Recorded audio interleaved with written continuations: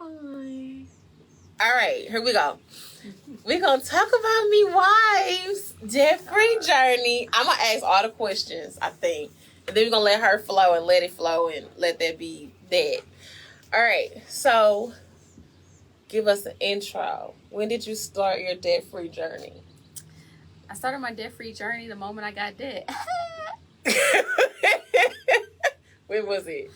So, I think I got my first student loan during my master's program. That was a whole fiasco. It was supposed to be paid for, but somehow or another they didn't pay for it until like the last month of the school year. So I took out a student loan because my parents paid my tuition, and I said, okay, I'm going to pay you back. Why did I do that? My parents told me don't do that, and that was the beginning. What other debt did you have other than student loans? Before student loans, I had a credit card with a $500 limit, and I kept that thing at like zero. I would pay my like $100 gas bill, and pay it off, rinse and repeat. So over time, how much debt did you accrue? Oh God, I now have about almost $67,000 in student loans because they interest, and credit cards, I think I had as high as $15,000, and then I had a car loan that was like $27,000 that I paid off as well. Okay, so how old were you when the debt started to accrue? So around 25, I think. Wait, we counting the student loans too? Yes, because the student loan was 22. Okay. And then the credit cards came about 25. The credit cards came about 25. So why does a 25-year-old need credit cards? Let's talk about it. I don't like these questions. This is not. Why does a 25-year-old need credit cards of what, $15,000? Well, you know, when you make $16,000 a year as a grad student, you probably need to supplement your income. With what? Credit cards. Who told you to do that? Who told me? How did you learn about credit cards supplementing your income as a grad student? I learned it from other people. Okay, what were they doing? A lot of them were having student loans to pay. You know, a lot of them were living alone, so they used student loans to pay for that. They were using student loans to pay for their cars. They were using credit cards to buy grocery, gas, trips. So I just kind of fell into that habit, even though that's not what my parents taught me. What did they teach you? My parents taught me to be debt-free. And what is their method on being debt-free? You know, I know a little bit, but I don't know all of it. So what is their method on being debt-free? My parents are the poster children for do not use other people's money because that makes you a slave. So their method was whoever, like, two people's incomes, right, in a household, they lived off one income, and the other income was what they used to save to buy the things that they wanted. Okay, how long has that been working? About 33 years. Oh, right then. So it's been working about 33 years, and so you decided it only worked for you for about 3 years, and then you wanted to go get credit cards. So let's talk about how you paid it off, and what you did, and how you did it. Let's switch the transition. What did you do to start living like your parents taught you to live after you made the decisions and choices to use credit cards or to have credit cards? So first of all, I have to give a shout out to my cousin Brandy because she sent me this group called Choose FI Financial Independence, and I was reading through the blog post, I was listening to the podcast, and I texted her. I was like, honestly, I know this is now a hot thing, this FIRE movement, but my parents have been doing this my whole life. And she was like, really? You're right. Uncle Al and Aunt Barbara, like, that's how they live. And so it redirected my energy to the way that I was brought up. And the way you were originally raised, and had you just done what you was raised. Okay, so when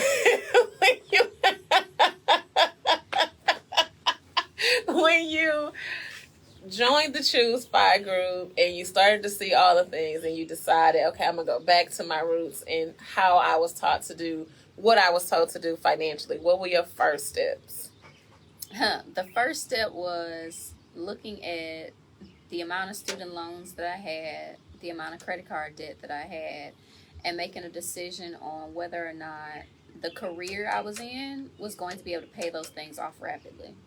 Okay, so what were the choices? Did the career you have help you to pay those things off rapidly? No, because I was in my first year of a PhD at that point, and I kind of knew I was like $16,000 a year for the next 5, 6, 7 years, which is based on these other people's determination of my success, right? Whether or not I get to graduate, whether or not I pass comps or not, candidacy or not. Of course, other people feel like, some of that is just their intellectual ability, but some of it really is biased. That's another talk for another day.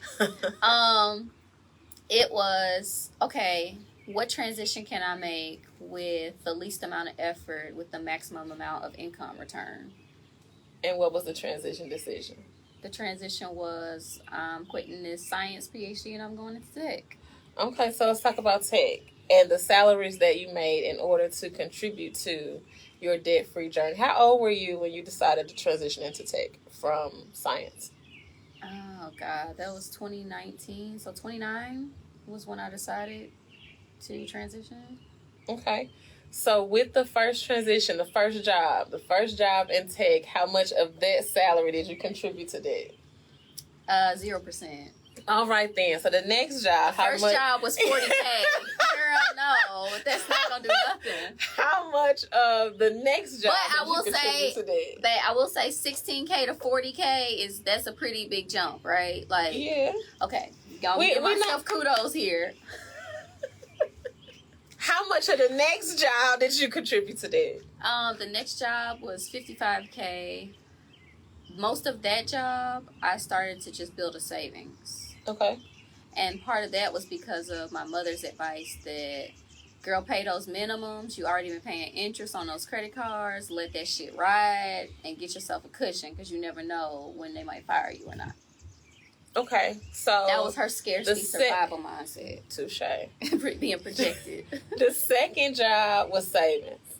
So the third job, how much did we contribute to that? The third job was me talking to you about, I said, babe, do you know Dave Ramsey? And you were like, I don't know none of these people. I don't pay attention. I do what I do. I said, okay, well, day one we met, I said, you asked me what my goals were, and I said paying off all my credit card debt, my car loan. Oh, so the third job was when you met me.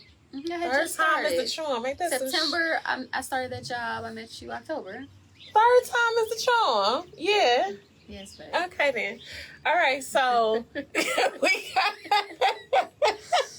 got the third job. How much of the third job's income? How long was the time frame? How much of it did you contribute to that? So I think from day one, it was looking at my expenses, looking at my income, and kind of playing with it a little bit, throwing a little bit here and there. I think I started off saying I was just going to spend like $1,600 or something, or $1,000. And then you came in like, hold on, wait. So now it's sending 50% of the income to pay off debt. Okay, so a little bit of Dave Ramsey, just not all of it, right? Right, because you also were like, girl, you don't need no $1,000 savings when you get paid every 2 weeks. Like, you'll be fine. Okay. So how long did it take you to pay? First of all, how much was the total amount of the arrears that you had? $15,000, I think, credit cards. Okay. I think I had $15,000 left on my car loan when I met you. Did you? Yeah, I think it was 13 to 15. Okay, so we're looking at about 30, 35, yeah, total? Mm-hmm. Yeah. Okay, so how long did it take you to pay off the 35? What was it? 7 months? 6 months? 6 months. 7 months. I'll give you 7 cushion. Yeah. So like 6-7 months to pay off $35,000 with half of your income contributing to the debt payments, right? No bullshit, no slide, no missing this. I'm not doing that. None of that. Just straight 50% to debt. That's just what it was with the third income. So the third income needed to be drastically more than the second job in order to even do this. Right. So by the time I got the third job, I was at $93,000, And then I got 3 referral hires, so I used my bonus. To do what? To pay off debt. All right then. So I was out here grinding. And the money barely hit my account. She's like, so what's the plan? So Lord, let me pay off this Cap One, this whoever, this car. To get it done. Okay. So if we're talking strictly about the debt-free journey, what were the challenges? What did you come across? What did you learn? More so, what were the challenges? What were the challenges connected to you paying off your debt? A lot of it was other people. So everybody else felt like I'm always going to be in debt. I'm going to die in debt. So I'm going to live in debt. I'm going to have these payments. And so it was me internalizing how they felt about debt, right? Instead of me centering myself on how I felt about it. Because I knew I had seen an example of my parents being able to do it without debt on barely, $60,000-$65,000 a year. Now, granted, I know y'all gonna say, well, that $60,000-$65,000 ain't going nowhere now. When we talk our baseline expenses, rent, light, utilities, water, $16,000 a year, okay? So it's not impossible to do. We're not out here buying, the newest of the new of everything, right? So it's possible. But it was a lot of that, right? It was a lot of seeing people buying cars, brand new cars.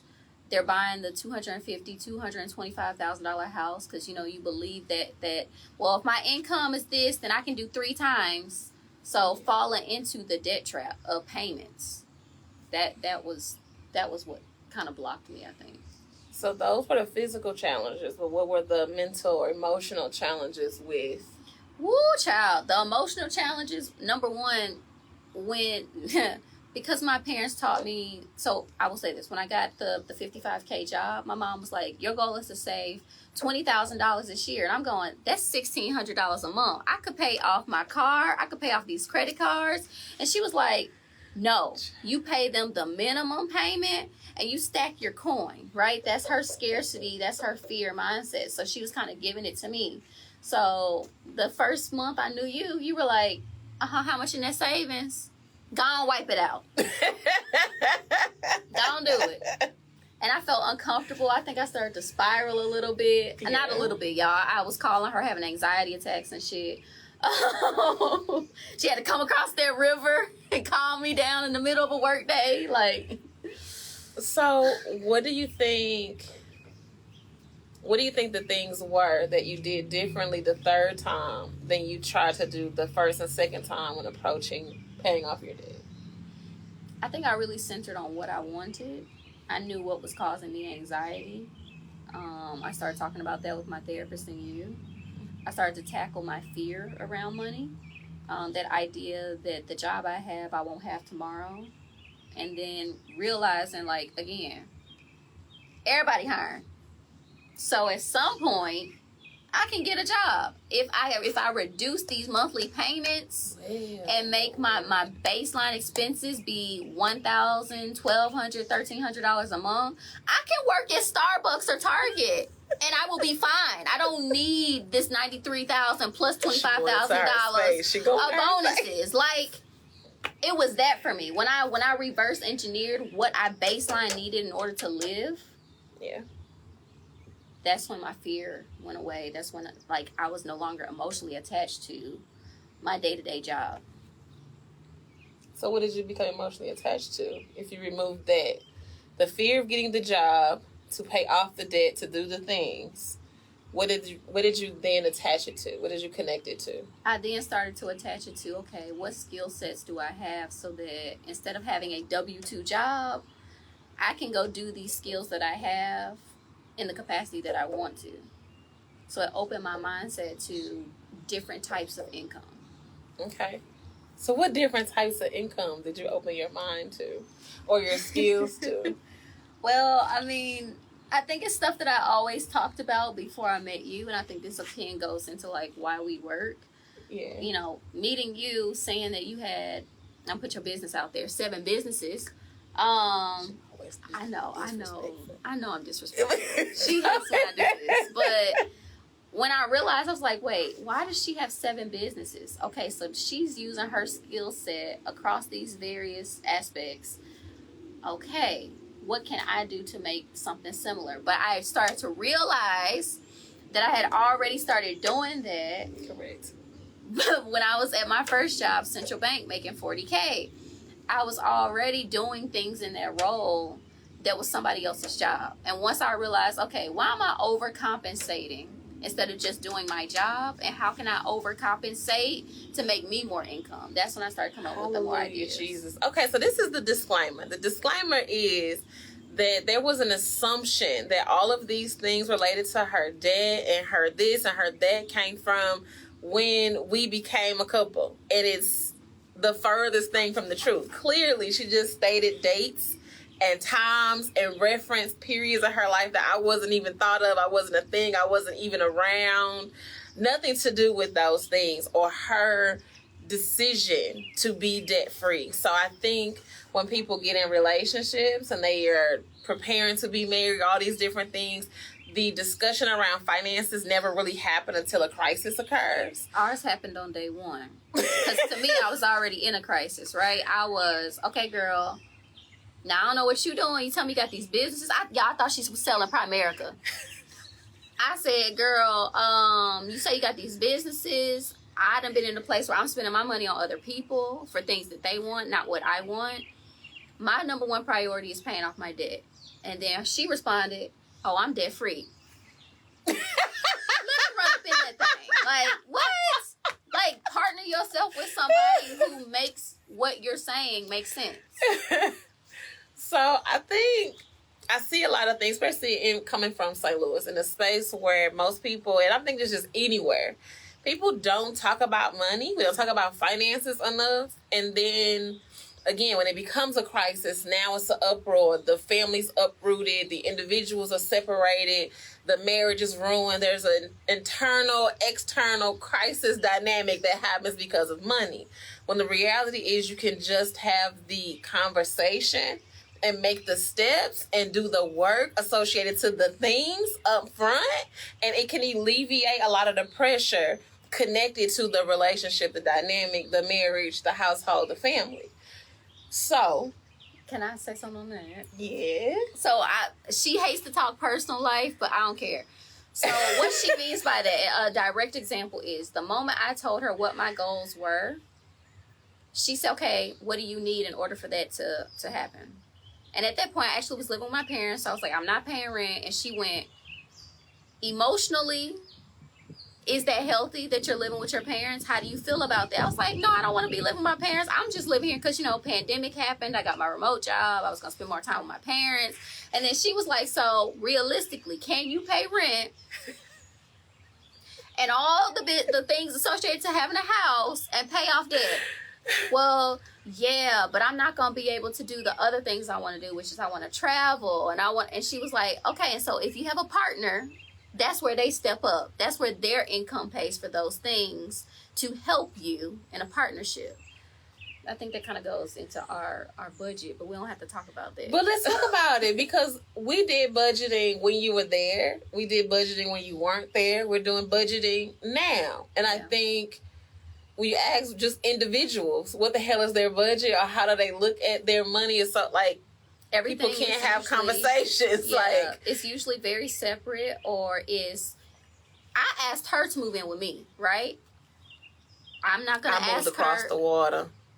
I know that was hard for her. I'm not going to ask her to contribute to any bills in the household, because when I decided to get an apartment and to ask her to move in, for me it was, I'm going to be paying for her expenses, or I'm going to be paying for our living expenses. Like, I already knew that. But in doing so, I knew that she is the type of person that likes to catch flights. She likes to be gone. Period. And I said, girl, I ain't gonna be able to do that. I'm not comfortable, because I was doing some things previously with my money that I was uncomfortable with. I don't like spending money on myself. I don't like to spend money to have joy like she does. And she said, well, it's a non-negotiable for me. So if you're handling all the baseline expenses, I'm going to handle all the variable and the vacation. Which turned out to be just like your who? My parents. All right then. So she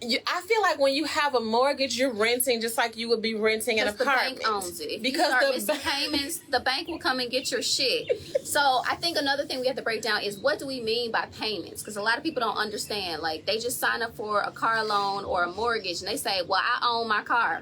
You don't. You're renting. If my monthly income is $5,000 a month and I'm paying $400 car note, $1,000 rent, I'm already at $1,400. I have not included utilities, water, sewer, trash. I haven't included, oh, it's another poodle. I haven't included clothing. I haven't included food. I haven't included vacation. So now you're starting to get to about the $2,200-$2,500 a month limit, right? That's a lot. And this is honestly how Americans live. It's how we live. When foreigners come to our country, they do baseline expenses only. And they do it until they're wealthy, right? They live on baseline expenses until they're wealthy enough to sustain their generation, the generation after that, and the generation after that. So we're speaking to grandparents, all these different things. I've always been a minimalist, right? But I like nice things. I like things to be Molly. The dogs are playing. Sorry. 2 poodles. Can I show you the dogs? Can they see? Oh, God. She done cut all my poodle baby hair off.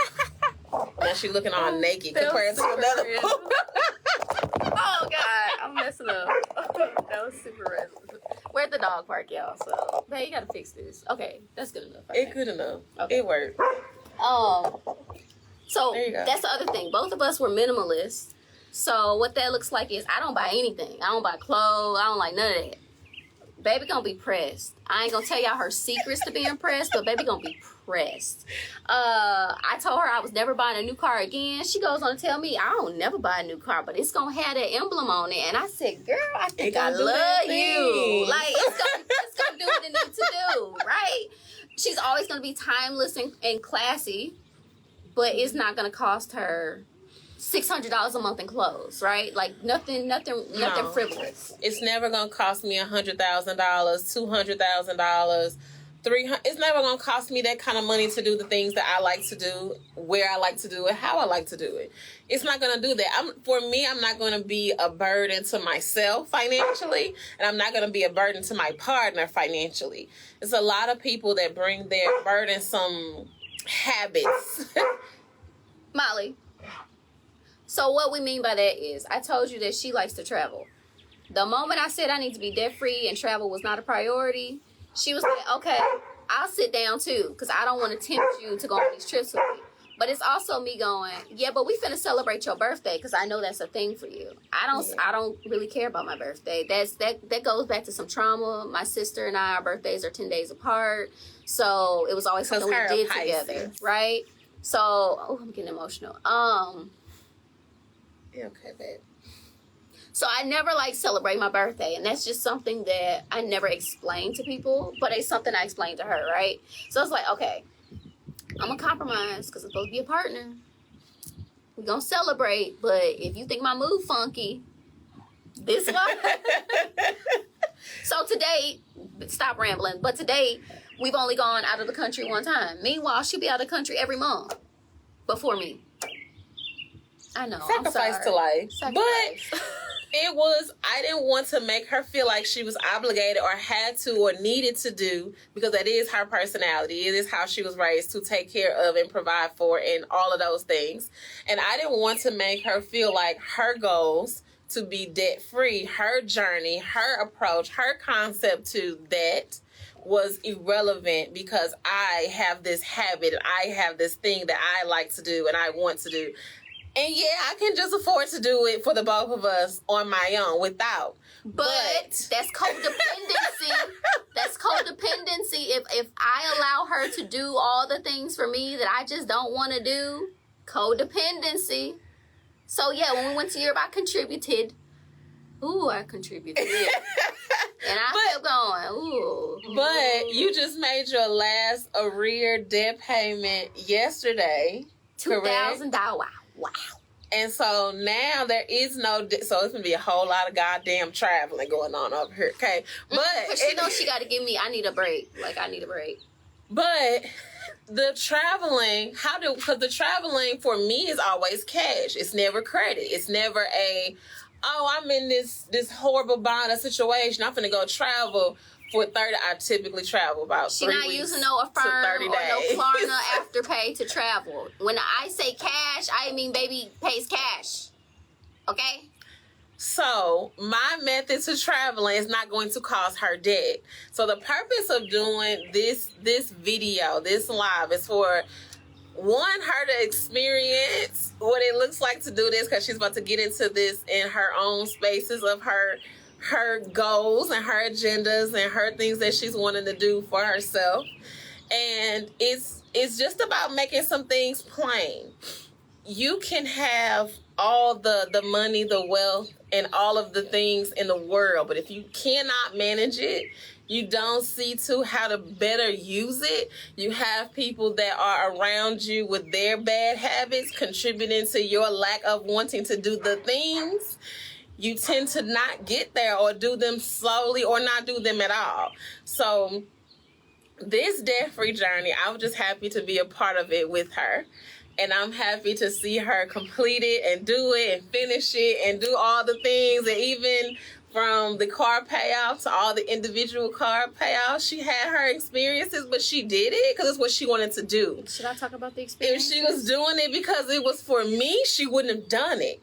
Right? So it's y'all, okay, so what she means by experiences is every time I got ready to pay off a card, I started to spiral. I started to go into, what if I get fired tomorrow? This is a lot of money. $2,000. That's a lot of money. What if I need to buy food? What if the car break down? What if I... But it's also this too. Like, if you're the partner that doesn't have the debt, if you're the person that has the financial consistency, she always money. But I don't know why you're bringing that up. Okay, so if you're the partner that does not have the debt and you're supporting, you're in the supportive role of the person that does, it looks like providing them with the okay to do what they need to do. And in the event that they don't have after they make those payments, you are to plug in, provide support, all of that. So it's still a collective. It's still a partnership in doing that, even though it's her debt. So I think what I hear a lot of people do when they're in relationships and all these different, I don't know how she found the mud. But I just paid to get that girl groomed, and she is muddy again. Do you understand? That's $100 gone. Finances. Okay, so that's just. I wanted to make sure I was on here next to her for this to say that when you are the partner that does not have the debt, you're still supporting the process of making sure your family is debt free. And whatever those experiences are, you're supporting that. You're not separate from that. You don't get to say, oh, well, you still got to do this for me and No.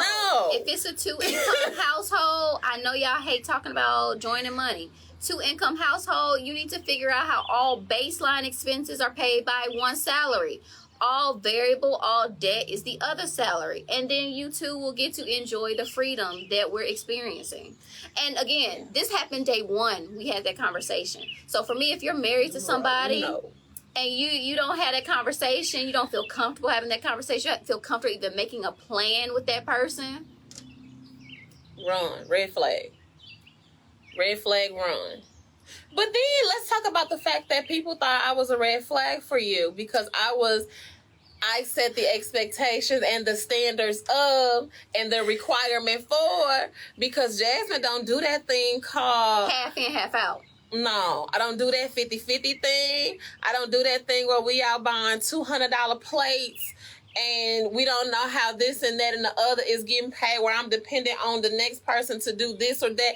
I come from where my grandmother said, wherever you lay your head, you ought to be able to pay everything that is an expense in that household. And if you can't, you are doing what we call living above, beyond, and over your means. Check it. That's how I was raised. This goes back to the Barbara and the Allen. Okay, my daddy pays all the bills, but I guarantee you that my mother's very small salary is able to pay all of their bills. To this day, I have cousins.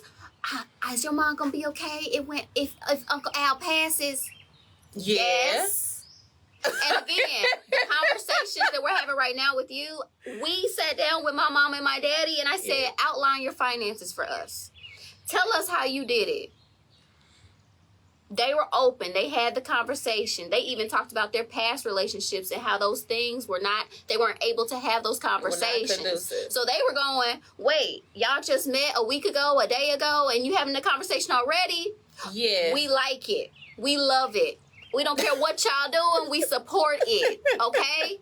Because it's whole ass 40, 50-year couples can't talk about how they spend their money, how to support one another in their money habits. And how, even if you're not spending it, that it's appropriate.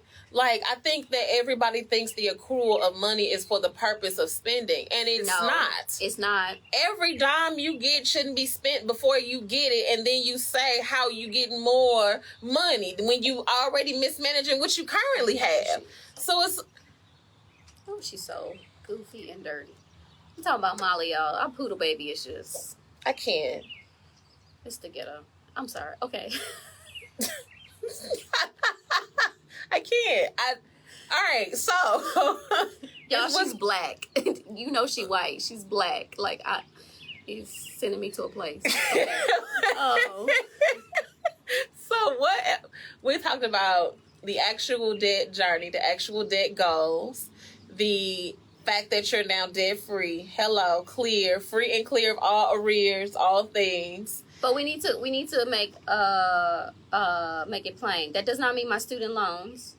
So what's the plan for your student loans? The student loans, I keep talking about the PhD dropout. She wanted to turn that into a whole brand. She was like, that's your personal brand. Why? Because dropping out the PhD was a decision based on a lot of things. It was emotional, the things I faced with various people. And it was financial. The financial is really what drove it. And that's really your brand. Your brand has always been about money. So why don't you turn that into a business? And then it was the all of the free for me. So when I met her, and still now, there's a lot of free advice, free support, free connection, free link this to this, free to I will do how. I get paid $100,000 to tell people what to do in 15-minute increments. Per contract. So seeing her do that was for like... free. She was like, and then you told people what tools to use. You helped them with budgets. And then they be like, girl, fuck you and don't listen. And I'm literally watching you day by day work the plan, and it makes sense. Hold on. And then it was the additional, people would get, I've heard it on the phone, people would get mad, feel away when she's giving them the advice, the support, the things, and they may not grant, they may not be asking for it, but she's giving it to them, and I've heard people some people get mad, get upset, get annoyed, all of that. And it's like, well, if you stop sharing and caring, Sharon and Karen. And then maybe you can get my little country St. Louis girl. Maybe you can get paid for people that do want to hear what you have to say, and what you can contribute to them pertaining to their life. People ain't jumping from $16,000 careers to $100,000 careers in 6-month increments, and they don't know what they're talking about. So for me, to protect the interest of my wife, we're going to do this thing called run it up in a business, and we're going to pay off these student loans with that. So if I ever told you about a credit card or a debit card that reports this credit, if I ever helped you with a budget, if I ever gave you advice on buying or selling a home, if I ever told you, I wouldn't get that degree because you only are going to make this amount and you need to figure out how you can spin that up as a business. Yeah, baby, so I can't do that no more. Not for free. Yeah. So the transition is she's moving into the PhD dropout brand, and what it is going to do is finish it, babe. It's going to do all the things I've been doing for people for free. It's going to teach them how to go from customer service, CNA, teacher, to tech career. It's going to teach them all the skills required to get that initial job, and then how to leverage that skill set every 3 to 6 months to double and triple their income. So the PhD Dropout is just one platform of a course and education materials. The second arm of the business is going to be my own agency. Talk about it. For marketing and analytics. The third arm is going to be recruiting. I got a lot of arms. All the things she's been doing for the free.com. The one thing that goes back to the Black and Tech thing that we went to this week was that these are not just ideas. Yeah. She's already done all the business plan, the strategy. She's run the numbers. She knows the competitive market. Like, these contracts will be had. And that's kind of sort of what I was trying to impart on people when I first met her. And they took it as all red flags. Like, oh, it's pie in the sky. Don't be so caught up in the future. Take a year and focus on yourself. And I'm like literally trying to put people on every time. If you are not concentrated on the future, what the hell are you concentrated on? And for me, I never felt unsafe because the primary thing I needed to take care of for myself, which was my money, she was about that day one, right? Where I didn't feel safe was I'm crying and telling her all my feelings and thoughts because I don't do that, right? People think they know my feelings and thoughts. You don't. You know my opinion based on data, research, articles I've read, case studies I've listened to, hours of content I've crunched. It's not a feeling. So for me, when I give you advice for free and you basically dismiss me, now my feelings come into play. Okay, you got me fucked up. She go into a place and then I say, babe, it's fine. They're going to pay for that thing in the future. So I think we can end it now. This video was done for the purpose of discussing the debt-free journey. Did you accomplish that? I think they understand a little bit. You support it. Yeah. I think it's good. It's good enough for now, for free. All right. So I do these things on a regular basis in business. So I'm going to let my wife figure out how she would like to end her videos. How you going to end your videos, babe? Bye. How I end this bitch?